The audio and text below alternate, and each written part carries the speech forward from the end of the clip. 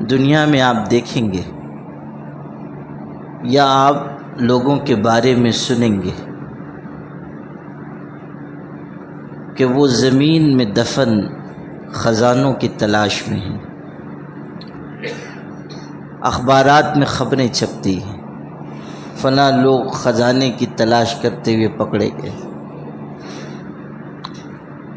زمین کے نیچے خزانے مدفون ہیں۔ قرآن مجید میں آیا ہے، آپ بار بار سنتے ہیں، اذا زلزلت الارض زلزالها واخرجت الارض اثقالها، کہ جب قیامت قائم ہوگی، زمین پہ زلزلہ برپا ہوگا تو زمین اپنے سب خزانوں کو اگل دے گی، بوجھ کو اگل دے گی۔ محدثین نے اس کی تفسیر یہی کی ہے کہ زمین جو اپنے بوجھ کو اگل دے گی، اس کا مطلب یہ ہے کہ زمین میں جتنے لوگ دفن ہیں اور زمین میں جتنے خزانے ہیں وہ سب زمین قیامت کے وقت اوپر نکال دے گی، سارے مردوں کو بھی اور سارے خزانوں کو بھی۔ وَأَخْرَجَتِ الْأَرْضُ أَثْقَالَهَا، زمین اپنا سارا بوجھ باہر پھینک دے گی۔ تو دنیا کے لوگ ہیں جو خزانوں کی تلاش کرتے ہیں، وہ خزانے جو زمین میں دفن ہیں۔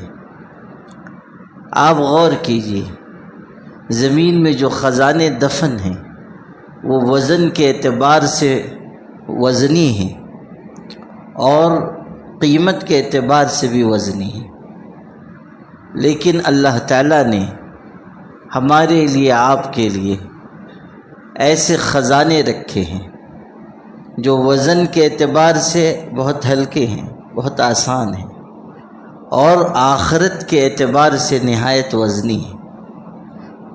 دنیا میں اگر آپ ان کو اختیار کریں تو بہت ہلکے پھلکے ہیں، بہت آسان ہیں، ان کو انجام دینا کچھ بھی مشکل نہیں ہے، لیکن آخرت میں ان کا اجر نہایت بڑا ہے۔ آپ بخاری شریف کی آخری حدیث سال کے آخر میں سنتے ہیں، اس میں یہی بات آئی ہے نا کہ کلمتان حبیبتان الی الرحمن خفیفتان علی اللسان، دو کلمے ہیں اللہ کو بہت پیارے ہیں لیکن زبان پہ بہت ہلکے ہیں، ثقیلتان فی المیزان، اور میزان میں بہت وزنی ہیں، زبان پر ہلکے ہیں۔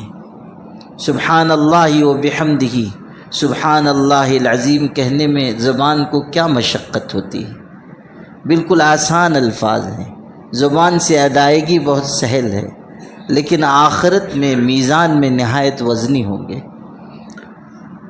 نبی کریم صلی اللہ علیہ وسلم نے ایسے اعمال بتائے جو آخرت کے خزانے ہیں، آج اگر ہم ان پر عمل کریں آخرت میں وہ خزانے کی شکل میں ہم کو ملیں گے۔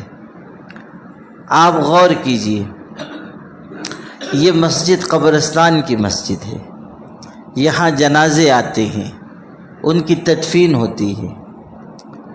وہ جنازے جن سے ہماری کوئی قرابت ہے، کوئی ہماری جان پہچان ہے، ہم ان میں شریک ہو جاتے ہیں۔ کوئی اور جنازہ آیا، ہمیں وقت بھی ہے، فرصت بھی ہے، ہم شریک نہیں ہوئے، حالانکہ نبی کریم صلی اللہ علیہ وسلم ارشاد فرما رہے ہیں کہ جو آدمی کسی شخص کی میت میں شریک ہوتا ہے، جنازے میں شریک ہوتا ہے، نماز جنازہ ادا کرتا ہے، صرف اس نے نماز پڑھی، آپ صلی اللہ علیہ وسلم نے ارشاد فرمایا اس کو ایک قیرات ثواب ملتا ہے۔ قیرات عربی زبان کا لفظ ہے اور اس کا مفہوم خود حضور نے ارشاد فرمایا کہ بڑے پہاڑ کے برابر اجر ملے گا۔ ایک روایت میں ہے احد پہاڑ کے برابر اجر ملے گا، صرف اتنے عمل پر کہ وہ نماز جنازہ میں شریک ہو جائے۔ پھر اگر وہ تدفین میں بھی شریک ہو گیا، نماز پڑھی اور تدفین میں بھی شریک ہوا، تو حضور نے فرمایا کہ اس کو 2 پہاڑ کے برابر اجر ملے گا۔ آپ غور کیجئے کہ عمل آسان ہے لیکن اجر کتنا بڑا ہے۔ احد پہاڑ آپ دیکھیں گے کئی کلومیٹر پر پھیلا ہوا ہے، صرف ایک پہاڑ نہیں ہے۔ احد پہاڑ ایک سلسلہ ہے پہاڑوں کا، آپ اندازہ کیجئے کہ اگر صرف نماز جنازہ میں شرکت پر یہ اجر مل رہا ہے تو عمل کتنا آسان ہے، اجر کتنا بڑا ہے۔ آپ گزر رہے ہیں، کوئی جنازہ آیا ہے، آپ ٹھہر گئے، آپ نے 5-7 منٹ میں 5 منٹ انتظار کیا، 2 منٹ میں آپ نے نماز پڑھ لی، کتنا بڑا اجر آپ کے لیے لکھا گیا۔ حضرت عبداللہ ابن عمر رضی اللہ عنہ حضور کے صحابی ہیں، ان سے نقل کیا گیا کہ جب یہ روایت ان کو پہنچی کہ حضور صلی اللہ علیہ وسلم نے یہ ارشاد فرمایا کہ جو نماز پڑھنے کے بعد تدفین میں بھی شریک ہوتا ہے اس کو دگنا اجر ملتا ہے، یعنی 2 قیرات ثواب ملتا ہے، 2 پہاڑوں کے برابر، تو حضرت افسوس کرنے لگے اور افسوس کرتے ہوئے فرمایا لقد فرطت فی قراریت، کہ بہت سے قیرات ہم نے ضائع کر دیے، یعنی نماز میں تو شرکت کی لیکن تدفین میں شریک نہیں رہے، بس نماز پڑھ کے ہم چلے گئے۔ تو اپنے آپ پر افسوس کرنے لگے کہ اگر پہلے سے یہ بات معلوم ہوتی تو نماز کے بعد تدفین میں بھی شریک ہوتے تاکہ اجر ہمارا دگنا ہو جائے۔ آپ غور کیجئے کہ صحابہ کرام عمل کے لیے کتنے شوقین ہیں، ان کے دل میں کیسا جذبہ ہے، آخرت کی کیسی فکر ہے، آخرت کے خزانے جمع کرنے کا کیسا اشتیاق ان کے دل کے اندر ہے۔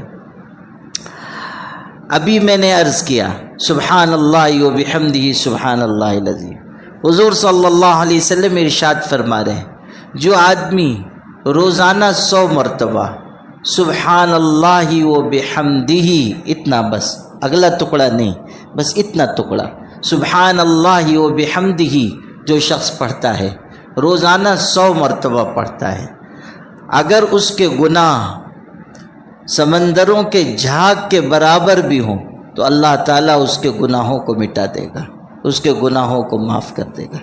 اندازہ کیجئے کتنا بڑا اجر بیان ہو رہا ہے کہ اگر سمندر کے جھاگ کے برابر بھی گناہ ہو تب بھی اللہ ان کلمات کی برکت سے معاف کر دے گا۔ کلمات کتنے آسان ہیں، سبحان اللہ و بحمدہ، بس اتنا 100 مرتبہ پڑھنا ہے، 100 مرتبہ پڑھنے میں آپ کو 5 منٹ لگے گا۔ عمل کتنا چھوٹا ہے، آسان ہے، مگر آخرت میں اجر کتنا بڑا ہے۔ اگر ہمیں آخرت کی فکر ہے تو یہی سب آخرت کا توشہ ہے، یہی اعمال ہمارے لیے آخرت میں کام آنے والے ہیں۔ حضور صلی اللہ علیہ وسلم اپنے گھر سے نکل رہے ہیں، فجر کی نماز کے وقت حضرت جویریہ رضی اللہ عنہا ام المومنین حضور کی زوج محترمہ، وہ نماز سے فارغ ہو کر اپنی نماز کی جگہ بیٹھی ہوئی ہیں، تسبیح پڑھ رہی ہیں۔ آپ گھر سے نکلے، ان کو اس حال میں چھوڑا کہ وہ تسبیح پڑھ رہی ہیں، آپ مسجد تشریف لائے، آپ دیر تک مسجد میں رہے، چاشت کے وقت آپ واپس گئے۔ جب آپ واپس گئے اس وقت بھی وہ تسبیح پڑھ رہی تھیں، اس وقت بھی وہ ذکر کر رہی تھیں۔ آپ نے پوچھا میں جب صبح گیا تب سے اب تک تم اسی کام میں مشغول ہو، ذکر کر رہی؟ انہوں نے کہا جی، اس وقت سے اب تک یہی ذکر کا معمول رہا۔ حضرت نے فرمایا کہ تمہارے پاس سے جانے کے بعد میں نے اللہ کا نام لیا، 3 مرتبہ چند کلمات پڑھے، اگر تمہارا یہ ذکر اور وہ کلمات ایک ساتھ وزن کیے جائیں تو جو میں نے کلمات کہے ہیں وہ اس پر بھاری پڑ جائیں گے۔ صرف 3 مرتبہ میں نے چند کلمات پڑھے، یہ تمہارا گھنٹوں کا ذکر اور وہ تسبیح دونوں وزن کی جائے وہ بڑھ جائے گی۔ پھر آپ نے بتایا سبحان اللہ و بحمدہ عدد خلقہ ورضا نفسہ وزینت عرشہ ومداد کلماتہ، یہ تسبیح اگر کوئی آدمی 3 مرتبہ پڑھتا ہے، کتنے آسان الفاظ ہیں، کوئی 4-6 صفحے کی دعا نہیں ہے، کوئی بہت لمبا وظیفہ نہیں ہے، صرف یہ کلمات اور 3 مرتبہ پڑھنا ہے، اور یہ گھنٹوں کے ذکر کے برابر ہے۔ اور یہ کوئی پیر صاحب نہیں بتا رہے ہیں، کوئی عالم نہیں بتا رہے ہیں، ہمارے آقا حضرت محمد مصطفیٰ صلی اللہ علیہ وسلم بتا رہے ہیں کہ یہ کلمات ایسے پیارے ہیں کہ ان کو اگر کوئی پڑھے، صرف 3 مرتبہ پڑھے، اس کو بے پناہ اجر ملے گا، بے پناہ ثواب ملے گا۔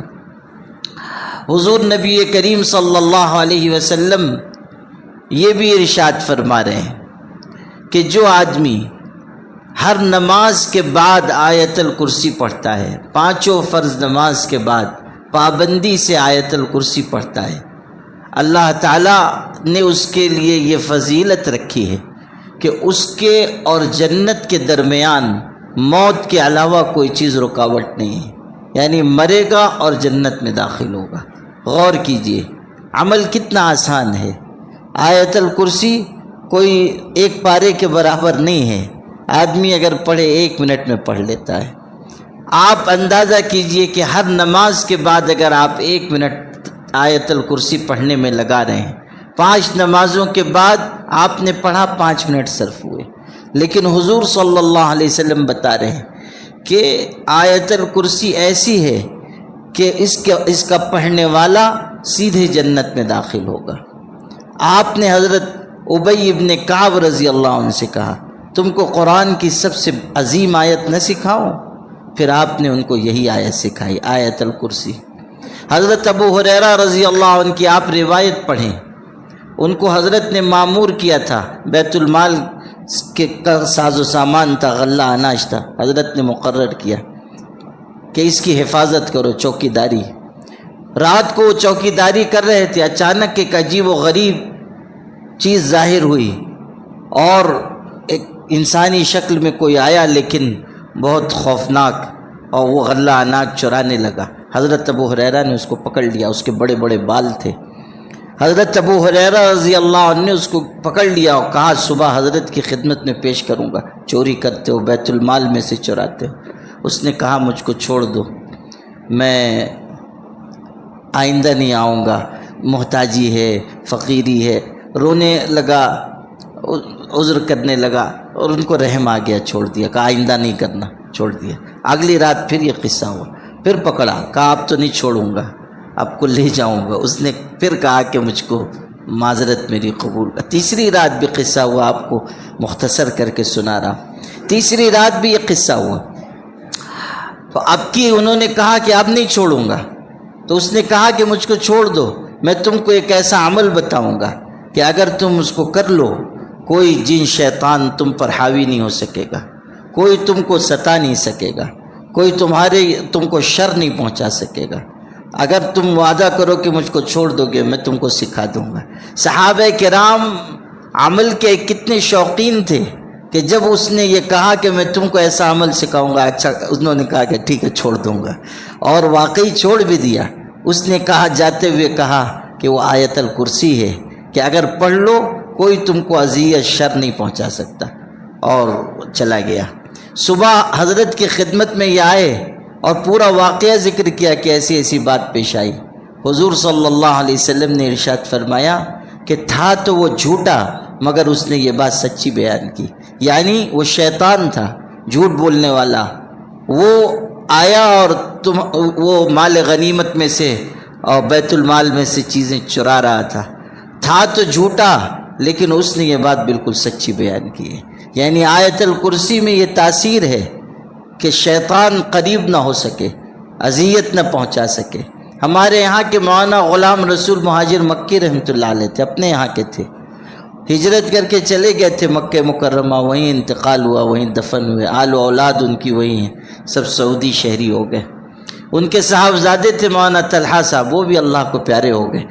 مکہ مکرمہ میں ایک مسجد کے امام تھے، اکیلے حنفی امام تھے، اور مسجد الرحمہ ان کی مسجد کا نام تھا۔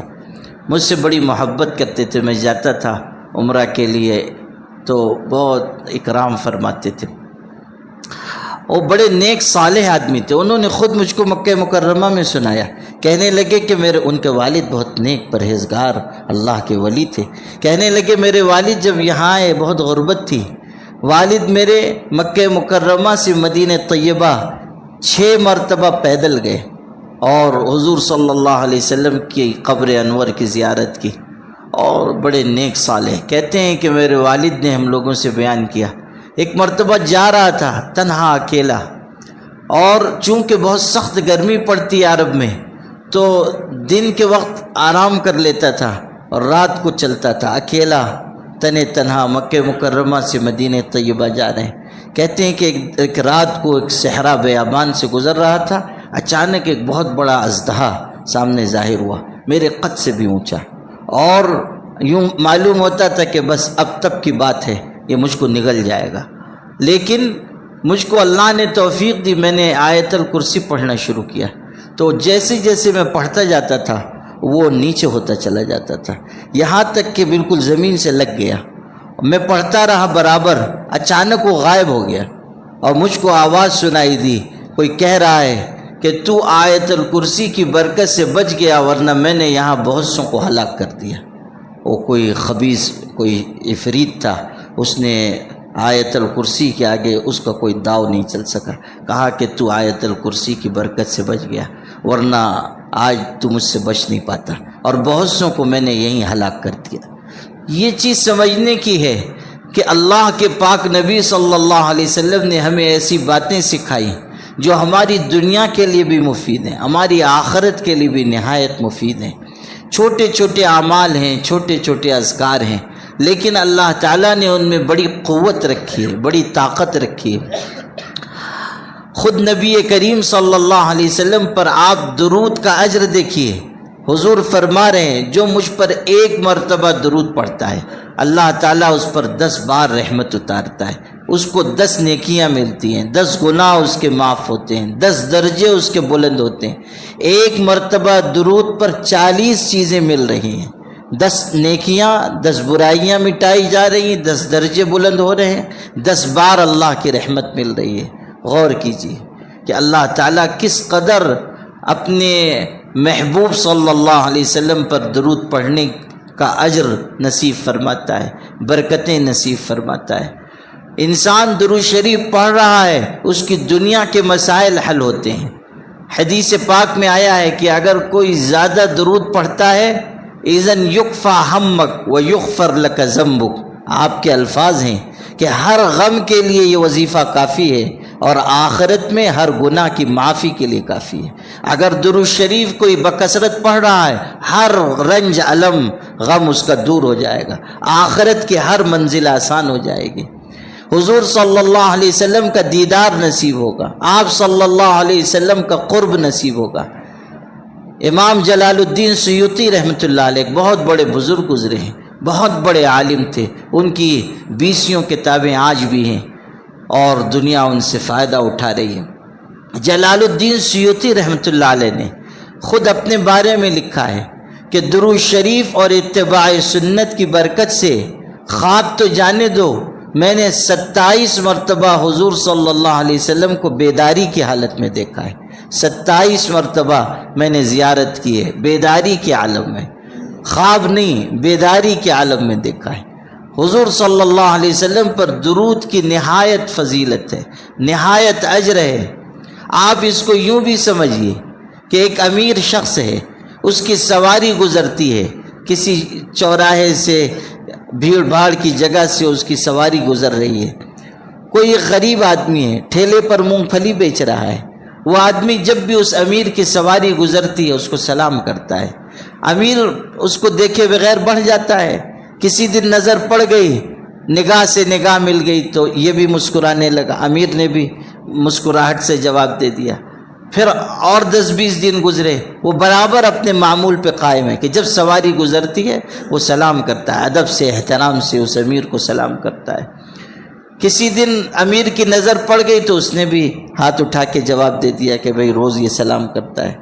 پھر 10-20 دن گزرے، امیر کی سواری گزر رہی ہے، اس کی نظر پڑی، اس نے دیکھا کہ وہ جو مونگ پھلی بیچتا تھا آج وہ موجود نہیں ہے، اس کا ٹھیلا بھی غائب ہے، وہ بھی غائب ہے، تو اس نے اپنی سواری رکوا لی، سواری رکوا کر لوگوں سے پوچھنے لگا، ارے وہ یہاں ایک غریب رہتا تھا مونگ پھلی بیچنے والا، روز ہم کو سلام کرتا تھا، کہاں گیا؟ کہیں بیمار تو نہیں ہو گیا؟ کوئی پریشانی تو نہیں آ گئی؟ غور کیجئے کہ روزانہ کے سلام نے بالآخر اس امیر آدمی کو متوجہ کر لیا کہ وہ رک کر پوچھ رہا ہے کہ وہ کہاں گیا غریب جو ہم کو روز سلام کرتا تھا، مونگ پھلی بیچنے والا۔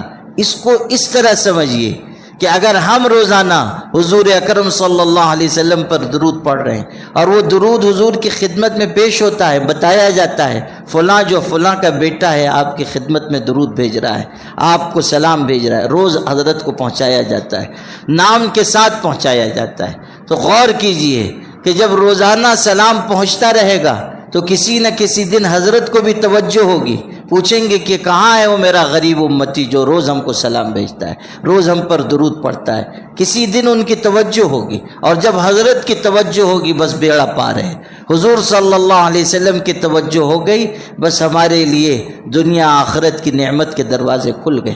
یہ ہے کہ اگر ہم روزانہ درود شریف پڑھ رہے ہیں تو کسی نہ کسی دن حضور اکرم صلی اللہ علیہ وسلم کی توجہ ہو جائے گی، اور آپ کی توجہ ہو گئی تو پھر کوئی مسئلہ نہیں رہ گیا، کوئی پریشانی نہیں رہ گئی۔ تو حضور صلی اللہ علیہ وسلم پر درود یہ بھی بہت بڑی فضیلت والا عمل ہے اور بالکل آسان ہے۔ آدمی چاہے تو روزانہ 1000 مرتبہ درود شریف پڑھ لے، 1100 مرتبہ درود شریف پڑھ لے۔ کتنے بزرگ ایسے گزرے ہیں اللہ نے ان کو توفیق دی، روزانہ 1.25 لاکھ مرتبہ درود پڑھتے رہے۔ آج بھی کتنے ایسے ہیں کہ روزانہ 5000 مرتبہ درود پڑھتے ہیں۔ غور کیجئے کہ اگر روز 5000 مرتبہ کوئی درود پڑھ رہا ہے، اس کے درجات روز کتنے بلند ہوتے ہوں گے، اس کی نیکیاں کتنی بڑھتی ہوں گی، اس کے گناہ کتنے معاف ہوتے ہوں گے۔ اگر 5000 مرتبہ روز کوئی درود شریف پڑھ رہا ہے، 5000 دفعہ پڑھے گا اور یہ ذخیرہ اکٹھا ہوتا رہے گا، 40 دن میں 1.25 لاکھ مرتبہ ہو جائے گا، ہر 40 دن پر 1.25 لاکھ کا عدد پورا ہو جائے گا۔ غور کیجئے کہ کتنا اجر، کتنی نیکی محفوظ ہوگی۔ ہم جن چیزوں کو معمولی خیال کر رہے ہیں وہ آخرت کے خزانے ہیں، ہم ان کو نظر انداز کر رہے ہیں، ہم بھول جا رہے ہیں۔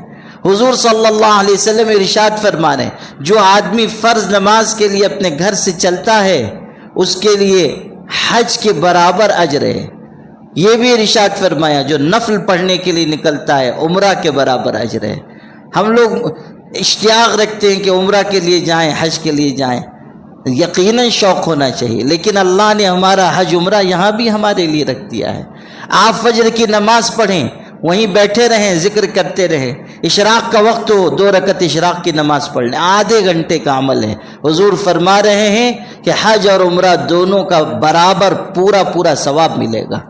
روز ہم کو حج اور عمرہ کے ثواب کے لیے اللہ نے دروازہ ہمارے لیے کھول دیا ہے۔ فجر کی نماز کے بعد بیٹھے رہیں، ذکر کریں، اور جب اشراق کا وقت ہو جائے بس 2 رکعت نماز پڑھ لیں۔ 2 رکعت نماز ہم نے پڑھ لی، پورا اجر حج عمرہ کا۔ لیکن ہم کیا کر رہے ہیں؟ نماز پڑھی اور غائب ہو گئے، نہیں تو نماز ہی سے غائب ہو گئے، فجر کی نماز ہی میں غائب ہیں، فجر کی جماعت چھوڑ دے رہے ہیں، غلط بات ہے۔ آج ہم آخرت کے لیے یہ سب اعمال کا توشہ اکٹھا کریں گے، کل آخرت پہ ہمارے لیے آسانی ہوگی۔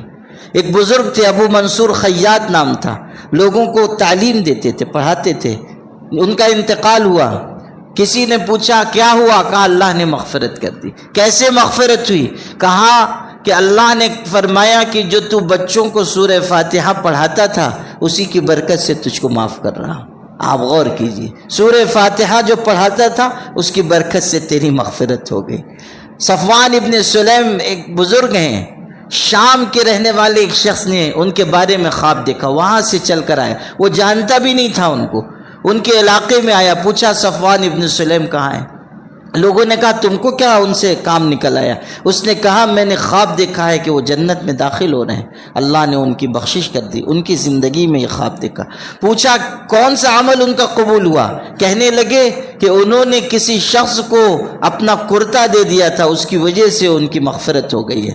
لوگ گئے صفوان ابن سلیم کے پاس، ان سے پوچھا ایک شخص ایسی بات بیان کرتا ہے، یہ قمیص کا قصہ کیا ہے، کرتے کا قصہ کیا ہے؟ کہنے لگے کہ ایک رات مسجد گیا ہوا تھا، سخت سردی کا زمانہ تھا، مسجد سے نماز پڑھ کے نکلا، سب لوگ جا چکے تھے، میں نے دیکھا کہ ایک شخص ہے، ننگے بدن ہے، سردی سے کانپ رہا ہے، بس میں نے اپنا کرتا اتار کر اس کو دے دیا، اللہ نے اسی عمل کو شاید قبول فرما لیا، اس کی برکت سے اللہ نے مغفرت فرما دی۔ غور کیجئے کہ بظاہر ایک چھوٹا سا عمل ہے لیکن قبول ہو گیا تو اللہ تعالیٰ نے اسی کی اس کے صلے میں مغفرت فرما دی۔ آخرت کے خزانے اکٹھا کرنے کا موقع آج ہے، آج ہمارے پاس مہلت ہے کہ ہم اذکار کر لیں، اوراد کر لیں، نوافل پڑھ لیں، فجر کے بعد سے اشراق تک مسجد میں رہنے کا معمول بنا لیں، کسی وقت 2 رکعت نماز آ کر مسجد میں پڑھنے کی عادت ڈالیں۔ حضور نے فرمایا جو آدمی وضو کرتا ہے، اچھی طرح وضو کرتا ہے، پھر آ کر مسجد میں 2 رکعت نماز پڑھتا ہے، مسجد میں یا کہیں 2 رکعت نماز پڑھتا ہے، اچھی طرح وضو کیا، 2 رکعت نماز پڑھی، مگر نماز ایسی جو غفلت سے پاک ہے، دل بھی حاضر ہے، جسم بھی حاضر ہے، فرمایا وجبت لہ الجنہ، اس کے لیے جنت واجب ہو جاتی ہے۔ غور کیجیے، عمل چھوٹا سا ہے لیکن حضور صلی اللہ علیہ وسلم بتا رہے ہیں جنت اس کے لیے واجب ہو جاتی ہے۔ اللہ تعالی ہم سب کو نیک عمل کی توفیق عطا فرمائے۔ وآخر دعوانا